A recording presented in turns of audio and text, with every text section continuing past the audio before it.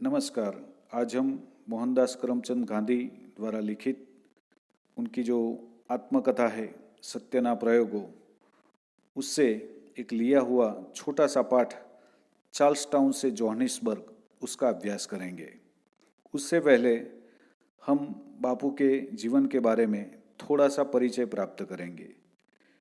महात्मा गांधी जी का जन्म ईस्वी सन 1869 में गुजरात के पोरबंदर शहर में हुआ था। उनकी प्रारंभिक शिक्षा राजकोट में हुई। बैरिस्ट्री की पढ़ाई उन्होंने इंग्लैंड में की तथा दक्षिण अफ्रीका में वकालत के लिए गए। वहाँ हिंदुस्तानियों के अधिकार एवं स्वाभिमान के लिए लड़े। बाद में भारत आकर उन्होंने अंग्रेजों के खिलाफ स्वतंत्रता की जंग छेड़ी और उनकी अगुवाई में भारत ने आज़ादी प्राप्त की। वे राष्ट्रपिता कहलाए। उनका निधन ईस्वी सन 1948 में हुआ। सत्य ना प्रयोगो गुजराती में लिखित उनकी आत्मकथा एक श्रेष्ठ कृति है जो विश्व की अधिकतर भाषाओं में अनुदित हुई है। मेरा धर्म, सत्याग्रह, आश्रम का इतिहास, सर्वोदय, मेरे सपनों का भारत, मोहनमाला, हिंदी स्वराज, अनासक्ति योग, दक्षिण अफ्रीका सत्याग्रह का इतिहास, मंगल प्रभात आदि उनकी प्रमुख रचनाएं हैं। प्रस्तुत कृति उनकी आत्मकथा का अंश है। इसमें चार्ल्स टाउन से जोहानिसबर्ग की यात्रा में गांधी जी पर एक घोड़े के द्वारा किए गए अमानुषिक व्यवहार का वर्णन है। उसका अपमानजनक पीड़ादायक वर्ताव तत्कालीन भारतीयों की हीन दशा का परिचायक है, क्योंकि उस समय विदेशों में साधारण भारतीयों की स्थिति एक कुली के समान थी। तो देखते हैं चार्ल्स टाउन से जोहानिसबर्ग। ट्रेन सुबह चार्ल्स टाउन पहुंचती थी। उन दिनों चार्ल्स टाउन से जोहानिसबर्ग पहुंचने के लिए ट्रेन नहीं थी। घोड़ों की सिक्रम थी और बीच में एक रात स्टैंडर्स्टन में रुकना पड़ता था। मेरे पास सिक्रम का टिकट था। सिक्रम यानी कि घोड़ों से खींची जाने वाली गाड़ी। मेरे एक दिन देर से पहुंचने के कारण वह टिकट रद्द नहीं होता था। इसके सिवा अब्दुल्ला सेठ ने सिक्रम वाले के नाम चार्ल्स टाउन के पते पर तार भी कर दिया था, पर उसे तो बहाना ही खोजना था। इसीलिए मुझे नीरा अजनबी, नीरा यानी कि बिल्कुल, अजनबी यानी कि अपरिचित समझकर उसने कहा, आपका टिकट तो रद्द हो चुका है। मैंने उचित उत्तर दिया, पर टिकट रद्द होने की बात तो मुझे दूसरे ही कारणों से कही गई थी। यात्री सब सिक्रम के अंदर ही बैठते थे, लेकिन मैं तो कुली की गिनती में था, अजनबी दिखाई पड़ता था। इसलिए सिक्रम वालों की नियत यानी कि मंशा यह थी कि मुझे गोरे यात्रियों के पास बैठाना न पड़े तो अच्छा हो। सिक्रम के बाहर अर्थात कोचवान की बगल में दाएं बाएं 2 सीटें थी। उनमें से एक सिक्रम कंपनी का एक गोरा मुखिया बैठता था। वह अंदर बैठा और मुझे कोचवान की बगल में बैठाया। कोचवान यानी कि घोड़ा गाड़ी हाँकने वाला। मैं समझ गया कि यह नीरा अन्याय है, यह बिल्कुल अन्याय है, अपमान है। पर मैंने इस अपमान को पी जाना उचित समझा। अपमान का विरोधी अर्थ होगा सम्मान। महात्मा गांधी चार्ल्स टाउन से जोहानिसबर्ग जाना चाहते थे और वहाँ जाने के लिए ट्रेन की सेवा उपलब्ध नहीं थी। मतलब कि घोड़ों की सिक्रम से जाना पड़ता था और रात में स्टैंडर्स्टन में रुकना पड़ता था। उनके पास सिक्रम का टिकट भी था, लेकिन जो सिक्रम वाला है वह गांधी जी को परेशान करने के लिए कहता है कि आपका टिकट रद्द हो चुका है। लेकिन वास्तव में टिकट रद्द नहीं हुआ था।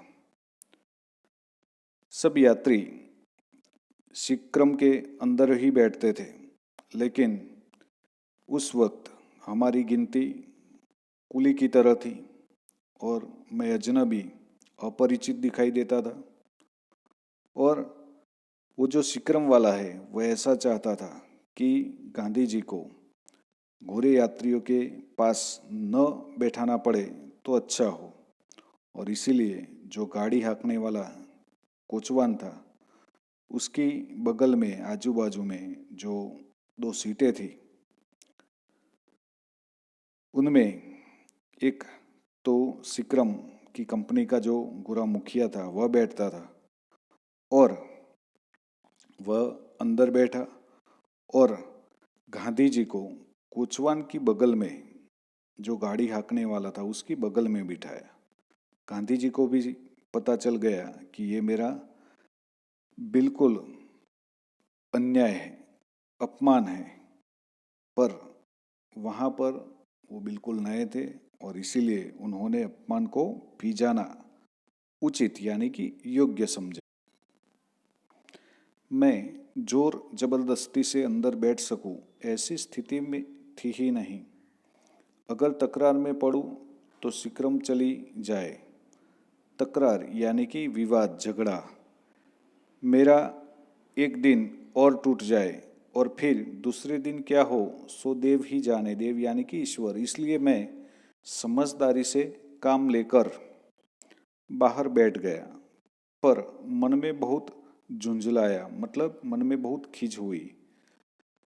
लगभग 3 बजे सिक्रम पार्टी कोच पहुंची।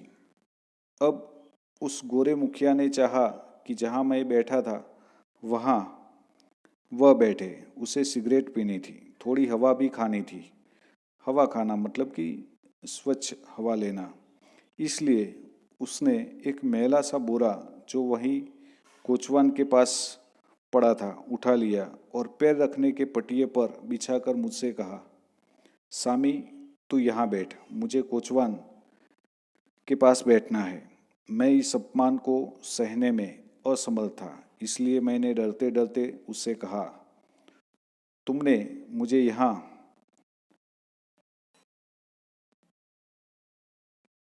बैठाया और मैंने वह अपमान सह लिया। मेरी जगह तो अंदर थी, पर तुम अंदर बैठ गए और मुझे यहाँ बैठाया।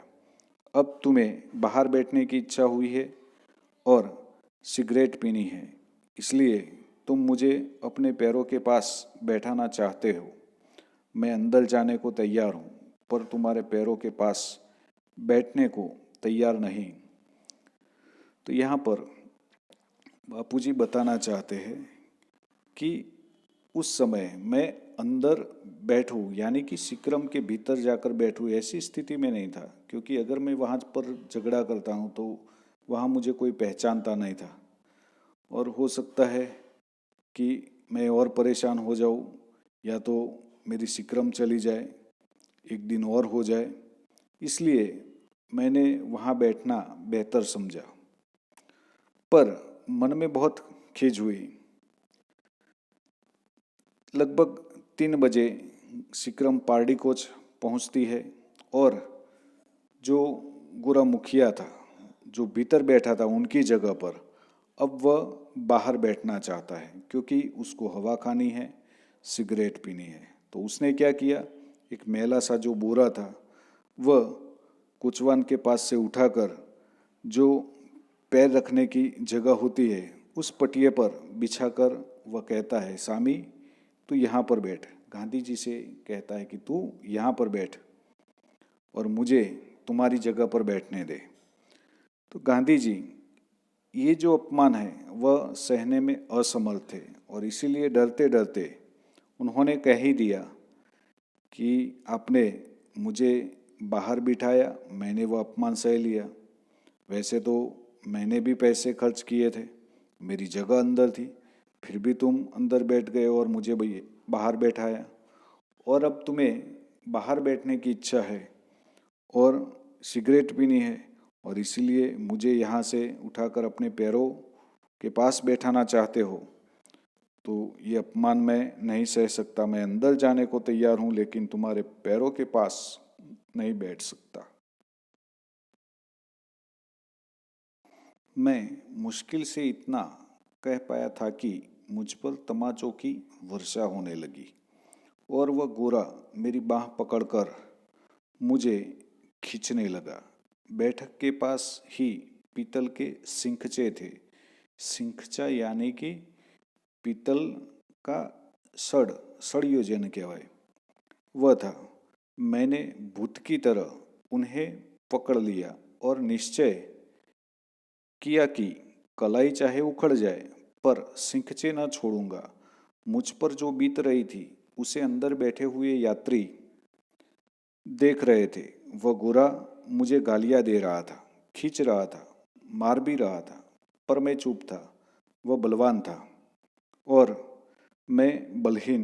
यात्रियों में कईयों को दया आई और उनमें से कुछ बोल उठे, अरे भाई, उस बेचारे को वहाँ बैठा रहने दो, उसे नाहक मारो मत। उसकी बात सच है, वहाँ नहीं तो उसे हमारे पास अंदर बैठने दो। गोरे ने कहा, हरगिज नहीं, पर थोड़ा शर्मिंदा वह जरूर हुआ। अतएव उसने मुझे मारना बंद कर दिया और मेरी बाह छोड़ दी। दो चार गालियां तो ज्यादा दी, पर एक होटेंटाट नौकर दूसरी तरफ बैठा था। तो यहाँ पर महात्मा गांधी, उन्होंने जैसे ही अपमान के लिए अपना विरोध प्रकट किया तो वैसे ही उनको तमाचों की मार खानी पड़ी, तमाचों की वर्षा होने लगी। उनको बांस से पकड़कर गोरा जो था वह नीचे खींचने लगा, लेकिन गांधी जी ने जो पीतल की वह छड़ थी, सड़िया था, उसको पकड़ लिया था और ऐसे कस के पकड़ा था कि ये कलाई चाहे उखड़ जाए लेकिन वह सिंखचा नहीं छोड़ेंगे। उनका जो हाल था वह तो उन्हें ही पता था, लेकिन जो अंदर बैठे हुए कुछ यात्री थे वह सब देख रहे थे। उन्हें भी यह अच्छा नहीं लग रहा था क्योंकि वह गोरा गालियां दे रहा था, खींच रहा था और मार रहा था। फिर भी गांधी जी चुप थे। वह बलवान और मैं बलहीन, दोनों विपरीत शब्द है। तो जो यात्री थे उनको दया आई और कुछ लोगों ने कहा कि अरे भाई, उस बेचारे को वहां बैठा रहने दो, उसे नाहक व्यर्थ अनायास क्यों मार रहे हो, और उसे वहां नहीं बैठना है तो यहाँ पर अंदर बैठने दो। लेकिन गोरा अकड़ वाला इंसान था, उसने कहा कि हरगिज नहीं, मतलब किसी भी हाल में नहीं। वह थोड़ा शर्मिंदा जरूर हुआ, मतलब लज्जित हुआ, और इसीलिए उसने गांधी जी को मारना बंद किया, उनकी बाह छोड़ दी, लेकिन गालियां ज्यादा दी। और एक होटेंटाट नौकर जो दूसरी तरफ बैठा था उसे अपने पैरों के सामने बैठाकर खुद बाहर बैठा। यात्री अंदर बैठ गए। सीटी बजी, शिक्रम चली। मेरी छाती तो धड़क ही रही थी। मुझे शक हो रहा था कि मैं जिंदा मुकाम पर पहुंच सकूंगा या नहीं। वह गोरा मेरी ओर बराबर घूरता ही रहा, उंगली दिखाकर बड़बड़ाता रहा, याद रख, स्टैंडर्स्टन पहुंचने दे, फिर तुझे मजा चखाऊंगा। मैं तो गूंगा ही बैठा रहा और भगवान से अपनी रक्षा के लिए प्रार्थना करता रहा। तो यहाँ पर वो जो गोरा था, उसकी गांधी जी को अपने पैरों के पास बिठाने की जो इच्छा थी वह पूरी नहीं हुई, तो वह जो नौकर था उसको अपने पैरों के पास बिठाकर वह खुद बाहर बैठा। यात्री सब अंदर बैठ गए। जैसे ही सीटी बजी, शिक्रम चली, लेकिन गांधी जी की छाती तो धड़क रही थी, उनको तो डर लग रहा था। और मन में शंका हो रही थी कि मैं जिंदा अपना जो मुकाम है वहाँ तक पहुँच सकूँगा या नहीं। और वो जो गोरा है बराबर उनके सामने आंखें गड़ा कर देख रहा था, घूर रहा था और उंगली दिखाकर बड़बड़ा रहा था। वह कह रहा था कि एक बार स्टैंडर्स्टन पहुंचने दे, फिर तुझे मजा चखाऊंगा, मतलब और भी ज़्यादा मारूंगा या तो और परेशान करूंगा। तो गांधी जी वहाँ पर गूंगा मतलब कि मौन ही बैठे रहते हैं और भगवान से अपनी रक्षा के लिए प्रार्थना करते रहते हैं। रात हुई, स्टैंडर्स्टन पहुंचे, कई हिंदुस्तानी चेहरे दिखाई दिए। मुझे कुछ तसल्ली हुई। तसल्ली मतलब ढाढ़स या तो दिलासा हुआ। नीचे उतरते ही हिंदुस्तानी भाइयों ने कहा, हम आपको ईसा सेठ की दुकान पर ले जाने के लिए ही खड़े हैं। हमें दादा अब्दुल्ला का तार मिला है। मैं बहुत खुश हुआ। उनके साथ सेठ ईसा हाजी सुमार की दुकान पर पहुंचा। सेठ और उनके मुनीम गुमास्तों ने मुझे चारों ओर से घेर लिया। मैंने अपनी बीती सुनाई। वे बहुत दुखी हुए और अपने कड़वे अनुभवों का वर्णन करके उन्होंने मुझे आश्वस्त किया। आश्वस्त मतलब कि यहाँ पर ढाढ़स बंधाया। मैं सिक्रम कंपनी के एजेंट को अपने साथ हुए व्यवहार की शिकायत की। तो यहाँ पर महात्मा गांधी स्टैंडर्डस्टन पहुँचते हैं और वहाँ जाकर हिंदुस्तानी चेहरों को देखते हैं तो थोड़ी तसल्ली होती है, थोड़ा दिलासा मिलता है कि कोई तो है जो अपना। और वो जो हिंदुस्तानी भाई थे वह उनको ईसा सेठ की दुकान पर ले जाने के लिए ही खड़े थे और दादा अब्दुल्ला का तार उनको मिला था, इसलिए वह लेने के लिए आए थे गांधी जी को। और सेठ और उनके मुनीम गुमास्तों ने मुझे चारों ओर से घेर लिया। तो जो ईसा सेठ थे वो और उनके जो मुनीम थे, गुमास्ते मतलब कि एजेंट, उन सब ने गांधी जी को घेर लिया। गांधी जी ने अपना जो अनुभव था वह सुनाया।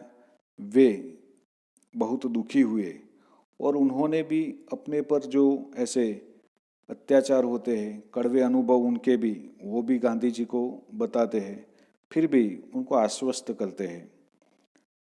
मैं सिक्रम कंपनी के एजेंट को अपने साथ हुए जो बुरे व्यवहार की जानकारी देना चाहता था। मैंने एजेंट के नाम चिट्ठी लिखी। उस गोरे ने जो धमकी दी थी उसकी चर्चा की और यह आश्वासन चाहा कि सुबह आगे की यात्रा शुरू होने पर मुझे दूसरे यात्रियों के पास अंदर ही जगह दी जाए। चिट्ठी एजेंट को भेज दी। एजेंट ने मुझे संदेशा भेजा, स्टैंडर्स्टन से बड़ी सिक्रम आती है और कोचवान वगैरह बदल जाते हैं। जिस आदमी के खिलाफ आपने शिकायत की है वह कल नहीं रहेगा। आपको दूसरे यात्रियों के पास ही जगह मिलेगी। इस संदेश से मुझे थोड़ी बेफिक्री हुई। मुझे मारने वाले उस गोरे पर किसी तरह का कोई मुकदमा चलाने का तो मैंने विचार ही नहीं किया था। इसलिए मार का यह प्रकरण यही समाप्त हो गया। सवेरे ईसा सेठ के लोग मुझे सिक्रम पर ले गए। मुझे मुनासिब जगह मिली और बिना किसी हैरानी मैं उस रात जोहानिसबर्ग पहुंच गया। तो यहाँ पर महात्मा गांधी वो जो सिक्रम का जो एजेंट था उनको बात करते हैं कि भाई ऐसे मेरे साथ घटना घटित हुई, वो गोरे ने मुझे मारा, मुझे धमकियाँ दी। तो उसने भाई आश्वासन दिया कि आपको अब चिंता करने की कोई आवश्यकता नहीं है, क्योंकि वहाँ पर बड़ी सिक्रम आती है और जो कोचवान वगैरह गाड़ी चलाने वाले होते हैं वह सब बदल जाते हैं और जिस आदमी के खिलाफ आपने शिकायत की है वह कल नहीं आएगा और आपको दूसरे यात्रियों के पास ही जगह मिलेगी, तो गांधी जी बेफिक्र होकर, निश्चिंत होकर वह आगे जाने के लिए तैयार हो गए। गांधी जी ने उनको जो मारने वाला गोरा था उस पर मुकदमा चलाने का भी विचार नहीं किया था और इसीलिए यह प्रकरण वहाँ पर ही समाप्त हो गया। जैसे ही सुबह हुई, ईसा सेठ के लोग गांधी जी को सिक्रम पर ले गए और उनको योग्य जगह भी मिल गई और वे बिना किसी हैरानी के, परेशानी के वह जोहानिसबर्ग पहुंच गए। अब हम स्वाध्याय का अभ्यास करेंगे। निम्नलिखित प्रश्नों के उत्तर दिए गए विकल्पों में से चुनकर लिखिए। पहला प्रश्न है, सिक्रम किससे चलती थी? सिक्रम किससे चलती थी? तो सिक्रम, उसका दूसरा विकल्प है घोड़ों से चलती थी। सिक्रम किससे चलती थी? घोड़ों से चलती थी। गांधी जी को सिक्रम में कहाँ बैठाया गया? गांधी जी को सिक्रम में कहाँ बैठाया गया? तो उसका छोटा वाला ग कोचवान की बगल में बिठाया गया। गांधी जी को कहाँ पर बिठाया गया? कोचवान की बगल में। गोरा मुखिया बाहर निकलकर क्या करना चाहता था? तीसरा प्रश्न है, गोरा मुखिया बाहर निकलकर क्या करना चाहता था? तो गोरा मुखिया बाहर निकलकर सिगरेट पीना चाहता था। चौथा प्रश्न, गांधी जी भगवान से क्या प्रार्थना करते रहे? गांधी जी भगवान से क्या प्रार्थना करते रहे? तो गांधी जी अपनी रक्षा के लिए प्रार्थना करते रहे। अपनी रक्षा के लिए प्रार्थना करते रहे। पांचवा प्रश्न, दूसरे दिन गांधी जी को सिक्रम में कहाँ जगह मिली? दूसरे दिन गांधी जी को सिक्रम में कहाँ जगह मिली? तो दूसरे दिन गांधी जी को सिक्रम में यात्रियों के पास जगह मिली। कहाँ पर जगह मिली? यात्रियों के पास।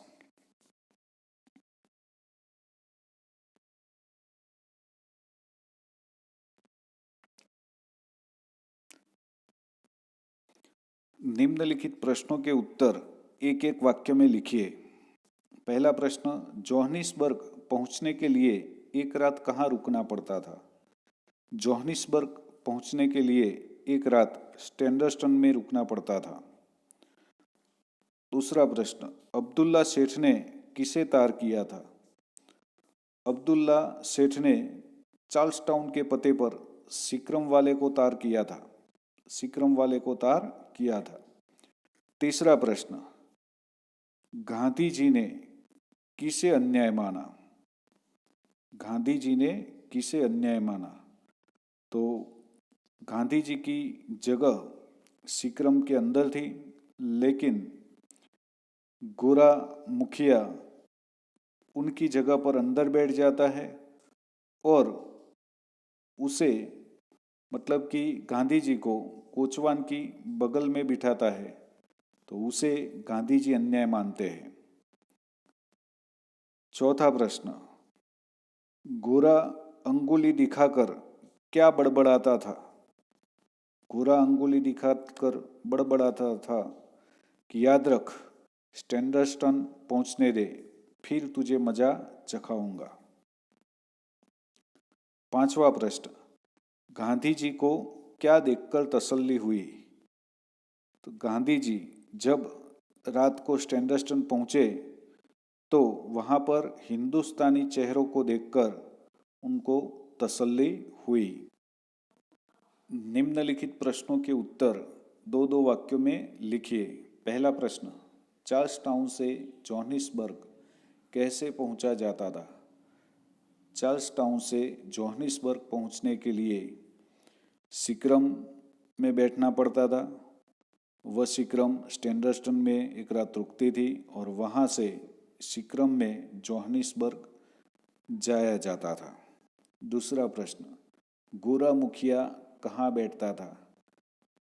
वैसे तो गोरा मुखिया जो सिक्रम चलाने वाला कोचवान होता है उसके दाएं बाएं किसी एक जगह पर बैठता था। तीसरा प्रश्न, सिक्रम पारडी को पहुंची तो गोरे मुखिया ने गांधी जी से क्या कहा? सिक्रम जैसे ही पारडी को पहुंची तो गोरे मुखिया को गांधी जी की जगह पर बैठने की इच्छा हुई। उसने एक मैला सा बोरा लिया और जहाँ पर पैर रखने की जगह होता है उस पटिए पर वह बिछा दिया और गांधी जी से कहा, सामी तू यहाँ बैठ, मुझे कोचवान के पास बैठना है। चौथा प्रश्न, सहयात्रियों ने गांधी जी का पक्ष लेते हुए क्या कहा? सहयात्रियों ने गांधी जी का पक्ष लेते हुए क्या कहा? तो गोरा मुखिया गांधी जी को मार रहा था, उनको गालियां दे रहा था। तो दूसरे जो सहयात्री थे उनसे रहा नहीं गया और उन्होंने गांधी जी का पक्ष लेते हुए कहा, अरे भाई, उस बेचारे को वहाँ बैठा रहने दो, उसे नाहक मारो मत, वहाँ नहीं तो उसे हमारे पास अंदर बैठने दो, ऐसा कहा। पांचवा प्रश्न, हिंदुस्तानी भाइयों ने गांधी जी से क्या कहा? हिंदुस्तानी भाइयों ने गांधी जी से क्या कहा? तो जैसे ही गांधी जी स्टैंडर्डस्टन पहुंचे तो वहाँ पर हिंदुस्तानी चेहरों को देखा, उनको सांत्वना मिली और उन्होंने गांधी जी से कहा, हम आपको ईसा सेठ की दुकान पर ले जाने के लिए ही खड़े हैं, हमें दादा अब्दुल्ला का तार मिला है। और यहाँ पर बाकी निम्नलिखित जो प्रश्न है 5-6 वाक्यों के, वह आपको खुद इस पाठ के अभ्यास के बाद तैयार करने हैं। अस्तु, जय हिंद, जय भारत।